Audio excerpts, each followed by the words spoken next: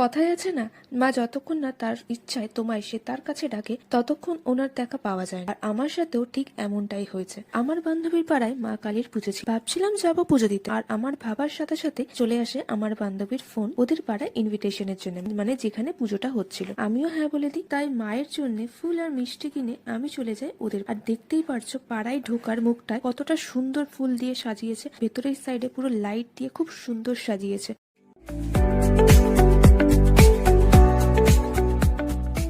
যথারীতি এখানে মাকে মায়ের পছন্দের ফুল দিয়ে দিয়ে আমি চলে গেলাম আমার বান্ধবীদের বাড়িতে, ওদের আর আমাদের একটা দুষ্টু মিষ্টি ছোট সদস্যের সাথে দেখা করতে। আর এই হলো সেই সদস্য, মানে আমাদের কুহু রানী।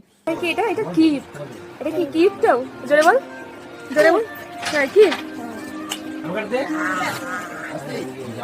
আর এটা কি, এটা এটা ট্রি, এটা ট্রি না ইয়ার, ইয়ার ইয়ার, এটা ইয়ার ট্রি, ট্রি এটা ট্রি, এটা কোকোনাট ট্রি না, ইয়ার না, এটা কোকোনাট ট্রি, কোকোনাট ট্রি তো, হ্যাঁ এটা কোকোনাট ট্রি। এর সাথে কিছুক্ষণ মজা করে আর খাওয়া দাওয়া কমপ্লিট করে আমি আমার বাড়ির উদ্দেশ্যে যেতে লাগলাম। আর যাওয়ার আগে আরো একবার মায়ের সাথে দেখা করে মনের ইচ্ছাটাকে জানিয়ে দিলাম। তো এখানেই আমার আজকের ভিডিওটা শেষ, দেখা হবে আরেকটা ভিডিওতে। পোজ দিচ্ছে ভিডিওর জন্য, সিরিয়াসলি মানে আজও পাবলিক।